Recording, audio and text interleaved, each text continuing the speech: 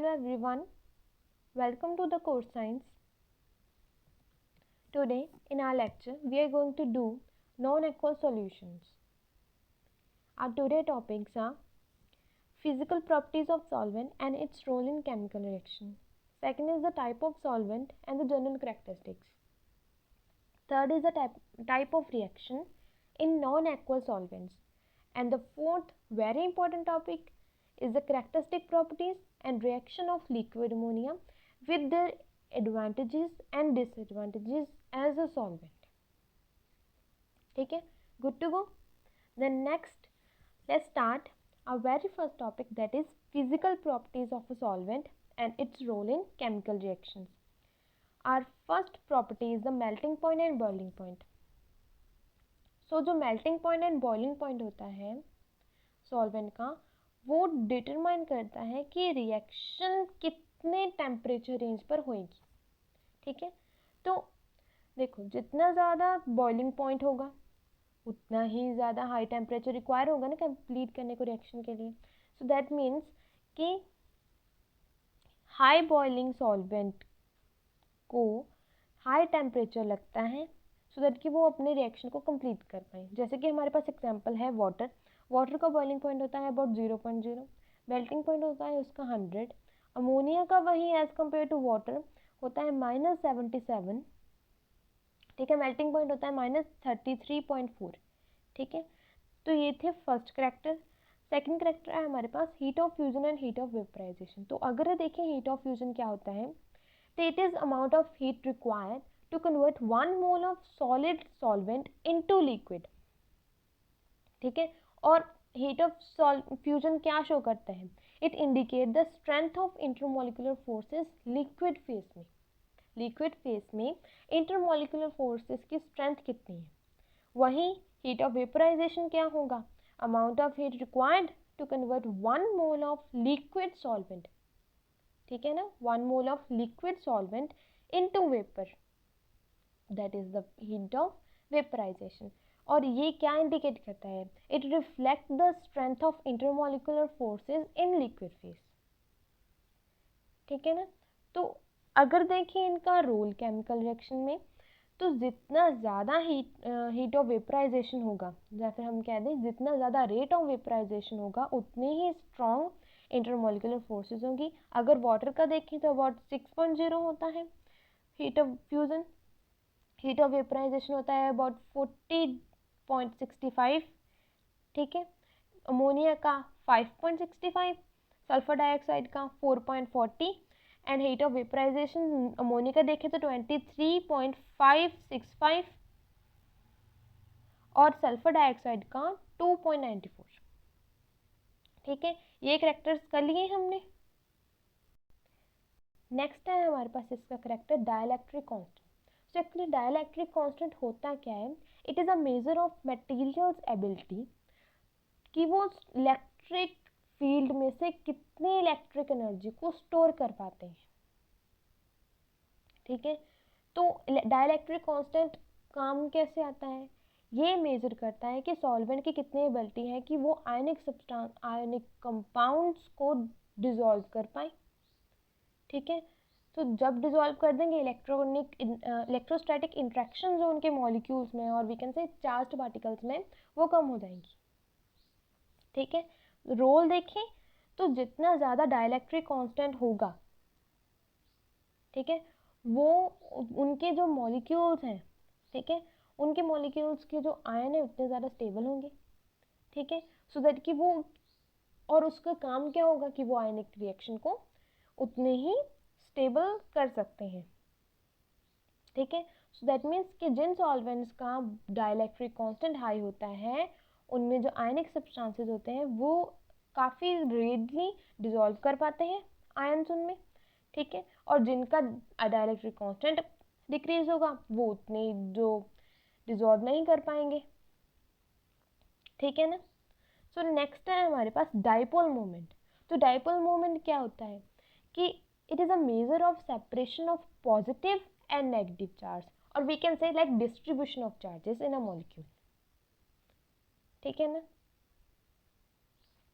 सो इसका रोल क्या है कि जितनी ज़्यादा पोलैरिटी होगी बॉन्ड में, ठीक है, उतना ही बड़ा डायपोल मोमेंट होगा, ठीक है, और जिनका डायपोल मोमेंट ज़्यादा होगा उनकी टेंडेंसी ज़्यादा होगी कि वो पोलर और आयनिक सब्सटेंसेस को डिसॉल्व कर पाए, ठीक है।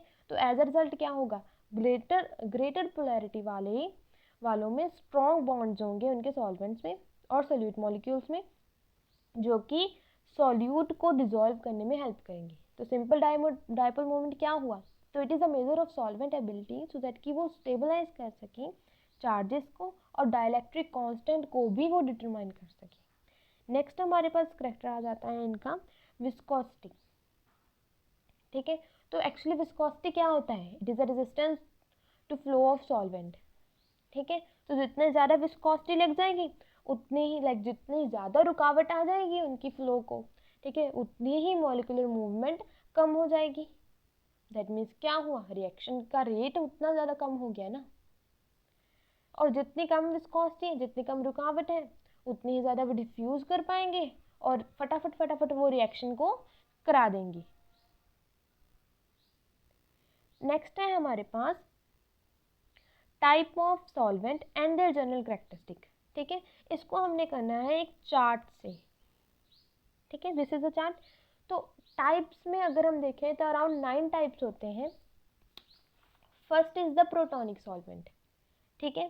प्रोटोनिक सॉल्वेंट कौन से होते हैं, जो सॉल्वेंट प्रोटोन को डिराइव कर पाए, that are the protonic solvent. जैसे कि हमारे पास है वाटर, सल्फ्यूरिक एसिड। अगर हम देखें इनके जनरल कैरेक्टरिस्टिक्स तो इनके पास हाई हाइड्रोजन बॉन्डिंग होती है, इनका डाइलेक्ट्रिक कांस्टेंट भी हाई होता है और these are good stabilising anions, ठीक है। सेकंड टाइप है हमारे पास नॉन प्रोटोनिक सॉल्वेंट, इनको हम ए प्रोटोनिक सॉल्वेंट भी कहते हैं। दीज आर द सॉल्वेंट जो कि प्रोटोन को डोनेट नहीं कर पाते, दैट मीन्स कि इनके पास हाइड्रोजन ही नहीं होते और we can say hydrogen bond बनते ही नहीं, जैसे कि सल्फर डाइऑक्साइड हो गया, ठीक है। और जनरल कैरेक्टर्स देखें तो इनके पास कोई डायपोल मोमेंट नहीं होता, इनके पास जो डाइलेक्ट्रिक कांस्टेंट, अगर डायपोल मोमेंट नहीं है तो डाइलेक्ट्रिक कांस्टेंट भी लो होगा, ठीक है। और इनके पास टेंडेंसी ये होती है कि टेंडेंसी की ये नॉन पोलर सॉल्यूट्स को डिसॉल्व कर पाते हैं, जैसे कि ऑयल, फैट्स, ठीक है, हाइड्रोकार्बन, इनको डिसॉल्व करने के कैपेबल होते हैं। नेक्स्ट है हमारे पास third type, that is acidic solvents.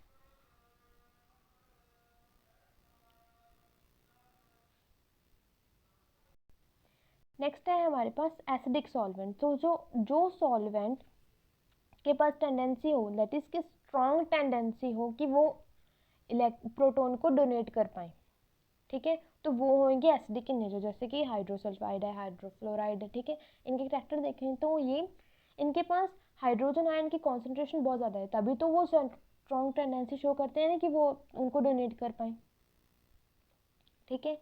Next है हमारे पास फोर्थ इज बेसिक सॉल्वेंट, ठीक है, जिनके पास टेंडेंसी नहीं होती कि वो इतने ज़्यादा डोनेट कर पाए, दैट मीन्स कि उनके पास क्या है कि इनके पास स्ट्रॉन्ग टेंडेंसी है कि वो एक्सेप्ट कर पाए, ठीक है, लाइक अमोनिया, ठीक है।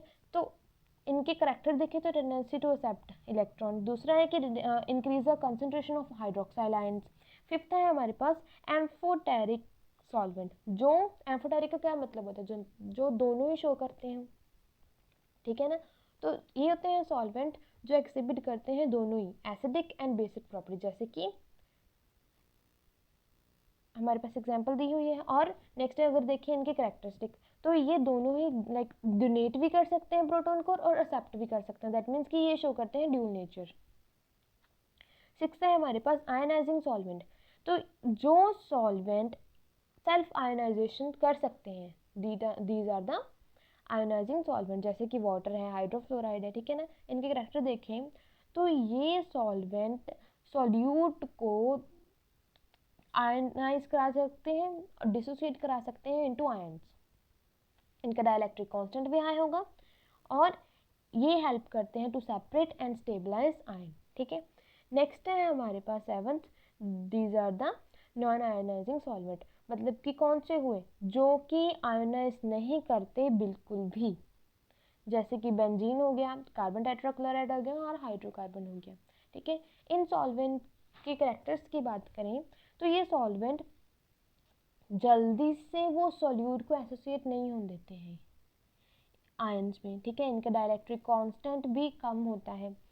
8th है हमारे पास कोऑर्डिनेटिंग सॉल्वेंट। ये कैपेबल होते हैं कोऑर्डिनेटिंग विद मेटल आयन और एनायन ऑफ अ सॉल्यूट, जैसे कि हमारे पास है अमोनिया, सल्फर डाइऑक्साइड, ठीक है। ये स्टेबलाइज और डिस्टेबलाइज कर सकते हैं इंटरमीडिएट और ट्रांजिशन स्टेट जो भी मॉलिक्यूल बना होगा, ठीक है ना, ये इफेक्ट कर देते हैं solubility of metal salt. Next है हमारे पास non coordinating solvents. Non coordinating solvents तो ये होते हैं these are not capable of coordinating with metal ions, जैसे कि हमारे पास है कार्बन टेट्राक्लोराइड, ठीक है।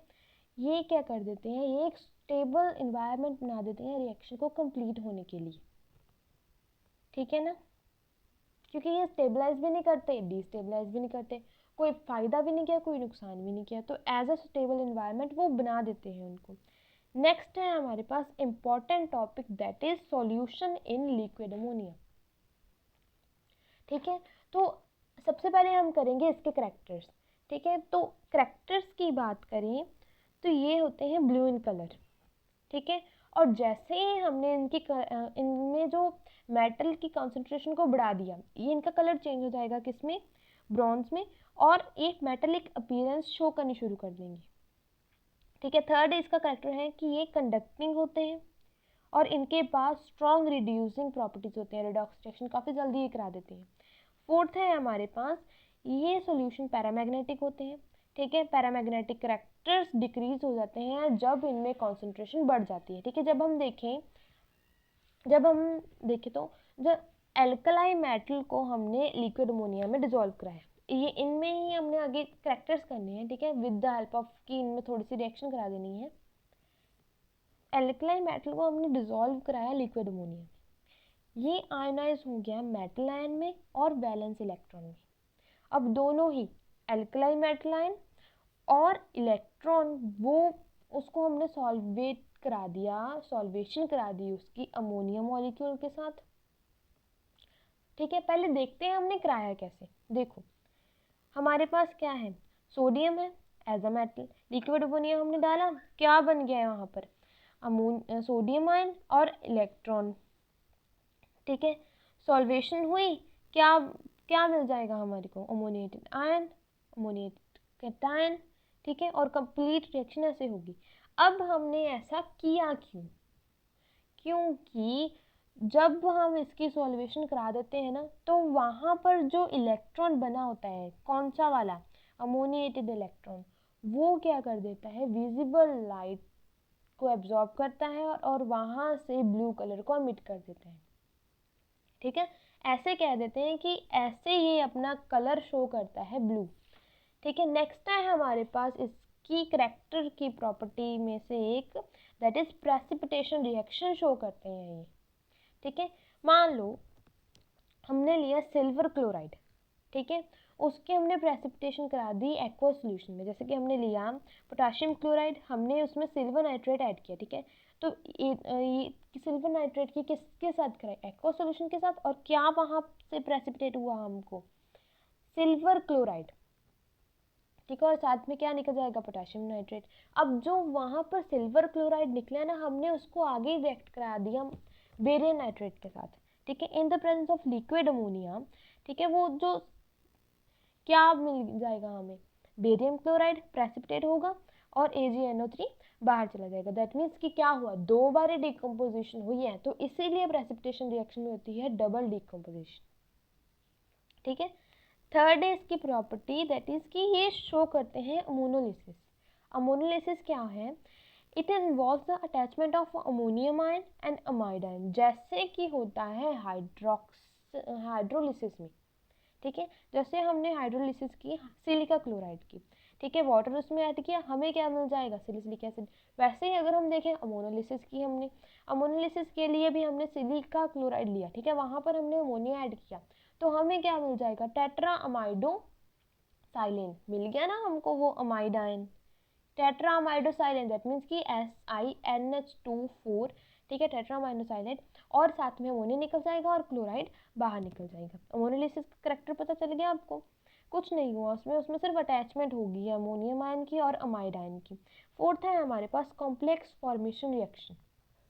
इसमें क्या होता है, हमने दो अलग अलग लिए, ठीक है ना, एक लिया हमने जिंक नाइट्रेट, दूसरा लिया हमने पोटाशियम अमाइड, ठीक है ना। जब हमने उसमें लिक्विड अमोनिया को ऐड किया तो हमें वहां पर कॉम्प्लेक्स मिला जिंक अमाइड, ठीक है, और पोटाशियम नाइट्रेट बाहर निकल गया। That is a complex formation reaction जो करते हैं, और जो जिंक अमाइड बना वो इनसॉल्युबल होगा, ठीक है। और सिर्फ इनसॉल्युबल नहीं बनते, इनसे सॉल्युबल भी बन जाते हैं। फिफ्थ है हमारे पास फॉर्मेशन ऑफ अमोनिएट्स। इसमें क्या होता है, अमोनिएट्स की फॉर्मेशन होती है काफ़ी सारे इनऑर्गेनिक सॉल्ट्स हैं, जिसमें से एक एग्जांपल है हमारे पास BF3, ठीक है, ब्रोमोफ्लोराइड। तो वहाँ पर हमने इसकी रिएक्शन कराई अमोनिया के साथ, ठीक है। फिर से जब हमने इसमें ऐड किया अमोनिया, लिक्विड अमोनिया, तो वहाँ पर हमें मिल गया एक कोऑर्डिनेट मॉलिक्यूल, ठीक है ना। वहाँ पर हमें क्या मिल गया, BF3NH3, दैट मीन्स कि एज एन अमोनिया फॉर्मेशन होगी ना, तो that is the coordinate molecule. Sixth है कि ये शो करते हैं रिडॉक्स रिएक्शन। तो liquid ammonia is an excellent medium for redox reaction, काफ़ी जल्दी जल्दी प्रोसेस होता है और एक्सीलेंट मीडियम है। जैसे कि कॉपर आयोडाइड है, जब हमने इसमें सोडियम ऐड किया, ठीक है, in the presence of liquid ammonia copper मिल जाएगा हमें और सोडियम आयोडाइड बाहर चला जाएगा, ठीक है। तो ये थी इसकी करेक्टरिस्टिक्स प्रॉपर्टीज। नेक्स्ट हमने करनी है इनकी सॉल्युबिलिटीज। तो देखो, जब हम देखें इनकी soluble properties among the inorganic compounds, तो जितने भी अमोनियम सॉल्ट होते हैं जैसे कि नाइट्रेट, थायोसाइनेट, ठीक है, वो सॉल्युबल होते हैं लिक्विड अमोनिया में। वहीं अगर हम देखें oxide, hydroxide, carbonates, phosphatase, sulphates, just most of sulphides वो इनसॉल्युबल होते हैं। अगर सॉल्युबिलिटीज देखें इनकी हैलाइड में, तो सबसे ज़्यादा होंगे आयोडीन, ठीक है, ब्रोमीन, क्लोरीन, फ्लोरीन, ऐसे, ठीक है। और कैल्शियम एंड जिंक क्लोराइड जो कि एक्सट्रीमली सॉल्युबल है वाटर में, वो अमोनिया में क्वाइट इनसॉल्युबल होंगी। ऐसे सॉल्युबिलिटीज डिफरेंट डिफरेंट होती हैं सभी की। अगर हम देखें एलिमेंट्स में, तो उनमें से जो मेटल्स जैसे कि magnesium, aluminium, zinc, calcium, caesium, manganese, ठीक है, वो सभी के सभी स्लाइटली सॉल्युबल होते हैं लिक्विड अमोनिया में। वहीं अगर हम देखें alkali and alkaline earth metal, these are highly soluble in liquid ammonia, ठीक है। तो अगर हम देखें solution in alkali metal in liquid ammonia, तो जो ये शो करते हैं काफ़ी ज़्यादा यूनिक, काफ़ी ज़्यादा स्ट्रिकिंग प्रॉपर्टी कि इनके पास एबिलिटी होती है कि वो एल्कलाई मेटल को डिसॉल्व कर पाए। तो एज अ रिजल्ट एक तो मिल जाता है हमारे पास, हमने किया था ना कि वो अमोनिएटेड इलेक्ट्रॉन से ब्लू कलर आ गया, वैसे ही डिसॉल्व करते हैं और रिजल्ट क्या निकलता है, ब्लू कलर आ जाता है यार। Extremely good electrical conductor show कर देते हैं वो, उसकी प्रॉपर्टी, ठीक है। क्या बन जाते हैं, एक्सट्रीमली गुड इलेक्ट्रिकल कंडक्टर। उतना तो वाटर भी कंडक्ट नहीं करता जितना ये कर देते हैं।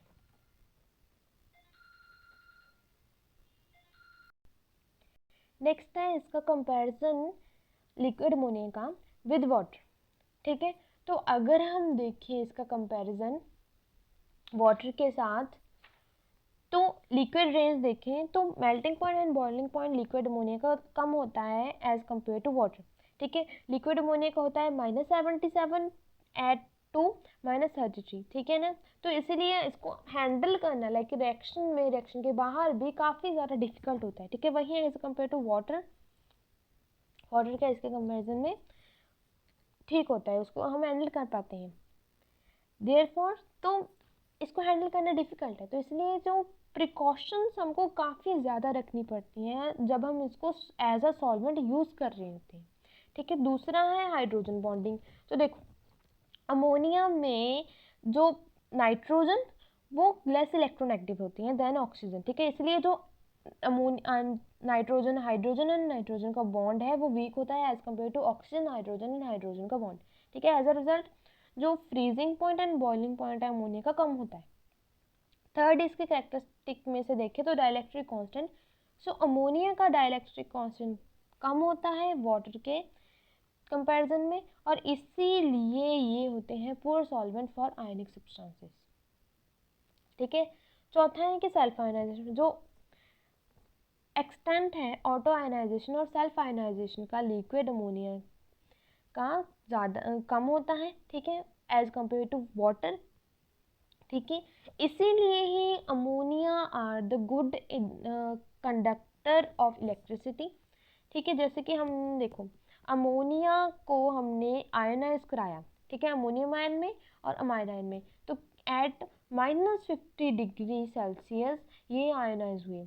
वहीं अगर वाटर देखें at 25 degree Celsius, we can say at room temperature वो आयनाइज हो गए, ठीक है ना। तो ये था इसका कंपैरिजन कि लाइक, एंड नेक्स्ट है हमारे पास कि अमोनिया बेटर सॉल्वेंट क्यों है वाटर से। तो पहला देखें तो अमोनिया, लिक्विड अमोनिया है गुड कंडक्टर ऑफ इलेक्ट्रिसिटी, ठीक है। दूसरा है हमारे पास कि ये शो करते हैं specific heat of ammonia more than that of water, ठीक है। एक स्पेसिफिक हीट होती है वाटर के कंपैरिजन में। लिक्विड अमोनिया लेस विस्कस होता है, ठीक है। तो और वाटर जो है इतना लाइक बहुत ज़्यादा विस्कस होता है, ठीक है। तो जो अमोनिया है इसीलिए इलेक्ट्रिक करंट को कंडक्ट कर सकता है, ठीक है ना। तो एज एन वी के से कि वो वाटर के कंपैरिजन में बढ़िया सॉल्वेंट है, ठीक है। क्यों? क्योंकि अगर इलेक्ट्रिक करंट है वो कर रहा है, विस्कस भी ज़्यादा कम है, तो वहाँ पर जो है विस्कोसिटी कम लगेगी और मोबिलिटी इलेक्ट्रॉन्स की ज़्यादा हो पाएंगी। थर्ड हो गया। देन फोर्थ है हमारे पास कि it has high critical temperature and pressure, ठीक है। फिफ्थ है कि इसके जो वाटर के साथ, जैसे कि वाटर में है कि वाटर बहुत ज़्यादा एसोसिएटेड होता है अपने बॉन्ड्स के साथ, ठीक है। ये इतना एसोसिएट नहीं हो पाता, तो ज़्यादा बढ़िया सॉल्वेंट है ना कि ऑर्गेनिक कंपोनेंट्स से जल्दी जल्दी वो रिएक्शन कर देगा।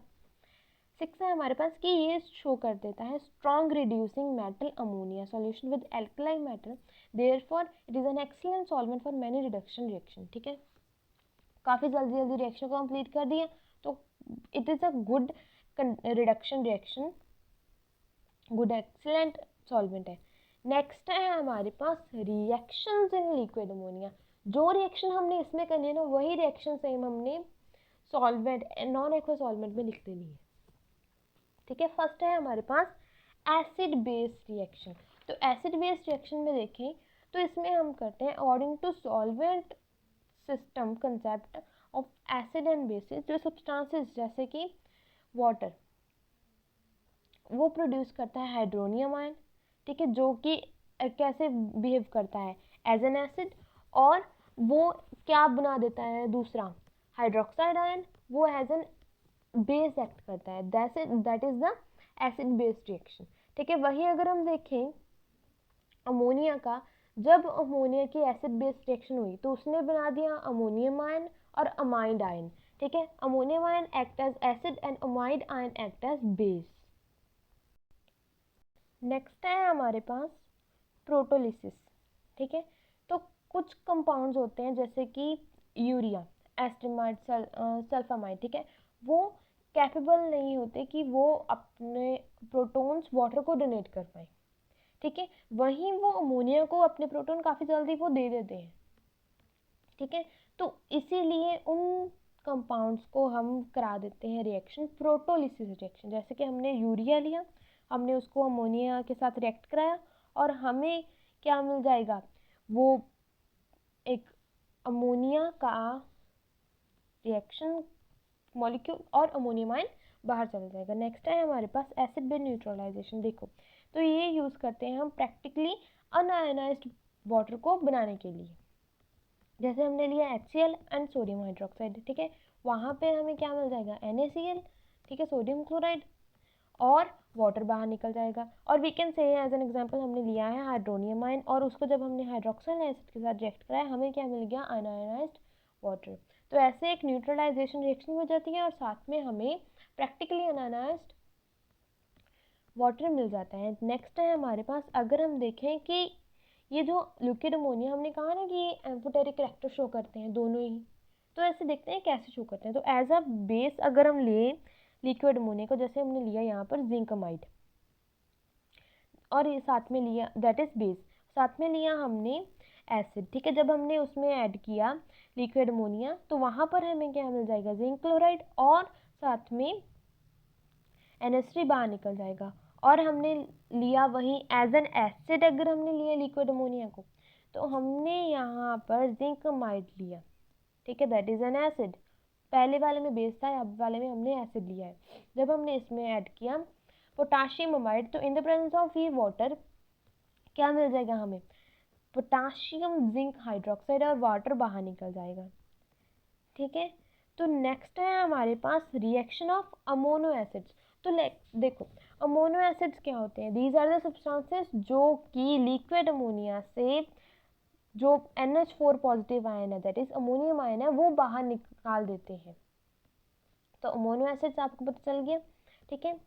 तो ये क्या करते हैं, सॉल्यूशन ऑफ अमोनियम सॉल्ट को इन लिक्विड अमोनिया में कंप्लीट होने की हेल्प करते हैं। जैसे कि हमने लिया सोडियम और NH4Cl, ठीक है। जब हमने इसको रिएक्ट कराया इन the presence of liquid ammonia तो हमें क्या मिल जाएगा, सॉल्ट मिल जाएगा, ठीक है, अमोनिया मिल जाएगा और वाटर बाहर निकल जाएगा। तो बेसिकली ये क्या कर रहे हैं, वाटर को बाहर निकालने में हेल्प कर रहे हैं वहाँ पर, और सिंपली अमोनियम आयन को भी बाहर निकाल रहे हैं। नेक्स्ट है हमारे पास रिएक्शन ऑफ अमोनो बेसिस। अमोनो बेसिस कौन से वाले होते हैं, दीज आर द सब्सटेंसेस जो कि NH2 माइनस दैट इज कि अमाइड आयन को बाहर निकलने में हेल्प करते हैं। एसिड हेल्प करते हैं अमोनियम आयन को बाहर निकालने में, अमोनो बेसिस हेल्प करते हैं अमाइड आयन को बाहर निकालने में। जैसे हमने लिया सिल्वर नाइट्रेट, ठीक है, जब हमने उसमें पोटाशियम अमाइड को रिएक्ट कराया, ठीक है, और इन the presence of liquid ammonia तो हमें क्या मिल जाएगा, पोटाशियम नाइट्रेट और AgNH2 that is silver amide बाहर निकल जाएगा, ठीक है। वी कैन से प्रेसिपिटेट हमारे पास ये हो जाएगा। सो ये थी हमारी रिएक्शन, ठीक है। नेक्स्ट है हमारा very important topic that is advantages and disadvantages of liquid ammonia as an solvent, ठीक है। ये बहुत इंपॉर्टेंट टॉपिक है, डायरेक्ट भी क्वेश्चन आ जाता है एग्जाम में और काफ़ी इजी भी बहुत है। देखो पहला हमारे पास एडवांटेजेस में है कि the dissolution of alkali metal, ठीक है ना, ये क्या कर देते हैं, एल्कलाई मेटल की डिसोल्यूशन कर देते हैं without performing any chemical reaction. और हमें क्या चाहिए, हमने कोई केमिकल रिएक्शन की नहीं, हमारी डिसोल्यूशन होगी केमिकल मेटल एल्कलाई मेटल की, ठीक है। This is the greatest advantages of using liquid ammonia as a solvent, ठीक है। नेक्स्ट है हमारे पास एल्कलाई मेटल सॉल्यूशन की ये होते हैं strong reducing agents, reduction reaction काफ़ी जल्दी हो जाती है, रिड्यूसिंग एजेंट काफ़ी अच्छे हैं, कंप्लीट रिएक्शन को कंप्लीट होने में काफ़ी ज़्यादा हेल्प करते हैं, लाइक एज इन की बहुत जल्दी होने में हेल्प करते हैं। थर्ड इसके एडवांटेजेस हैं कि हम इसको यूज़ कर सकते हैं टू प्रिपेयर साइलिन, आर्सेनिन एटसेट्रा, जो कि प्रिपरेटिव केमिस्ट्री में काफ़ी ज़्यादा हेल्प में आते हैं, ठीक है। और फोर्थ है कि इनके पास टेंडेंसी होती है कि वो सॉल्वोलिसिस कर पाए, ठीक है ना, बट इनकी टेंडेंसी अमोनिया की टेंडेंसी कम होती है एज कम्पेयर टू वाटर। तो सॉल्वोलिसिस नहीं हो रही है ऑर्गेनिक सॉल्वेंट में सीधे सीधे, अगर वहाँ पर तो बहुत ज़्यादा काम आएंगे, ठीक है ना। नेक्स्ट है हमारे पास अगर इतनी ज़्यादा एडवांटेजेस हैं इसके तो कुछ ना कुछ डिसएडवांटेजेस भी होंगी, ठीक है ना। तो डिसएडवांटेजेस में अगर हम देखें तो लिक्विड की अमोनिया की रेंज होती है about 33 degree Celsius to 77 degree Celsius जो हमने किया हुआ है, ठीक है। और काफ़ी लो टेम्परेचर होता है और काफ़ी हाई प्रेशर होता है इनका। तो उस जब हम इसको रिएक्शन में करा रही होती है, ठीक है, तो वहाँ पर क्या देखने को मिलता है, तो इसीलिए लिक्विड अमोनिया के साथ काम करना, oh my God, so difficult, ठीक है ना। तो दूसरी हो जाती है कि लिक्विड अमोनिया की ऑर्डर काफ़ी ऑफेंसिव होती है, तो इसीलिए इसको यूज़ करने के लिए एक स्पेशल टेक्निक हमको पता होनी चाहिए कि ठीक है हमको ऐसे यूज़ करने हैं किसी रिएक्शन मीडियम में। तीसरी बात हमारे पास है लिक्विड अमोनिया एक हाइग्रोस्कोपिक है, दैट मीन्स कि जैसे ही हमने बाहर निकाला फटाफट ये रिएक्ट कर गया बाहर के एनवायरनमेंट के साथ। तो इसीलिए इसको हमने एक सील ट्यूब में कैरी किया होता है, ठीक है। So this is all about in today lecture, ठीक है। तो नेक्स्ट लेक्चर में हमने करना है सल्फर डाइऑक्साइड, ठीक है। Don't miss that lecture. हमने ये चैप्टर नॉन एक्वस सॉल्वेंट का जो चैप्टर है 2 लेक्चर में कंप्लीट कर देना है, ठीक है। एंड इसमें से mainly liquid ammonia and sulphur dioxide में से ही क्वेश्चन एग्जाम में आते हैं। Thank you so much for watching. Like, subscribe and कुछ भी पूछना हो, कोई भी क्वेरी हो आप पूछ सकते हैं। अगर आपको इसके नोट चाहिए तो you can DM me on my Insta account. Thank you so much for watching. All the very best.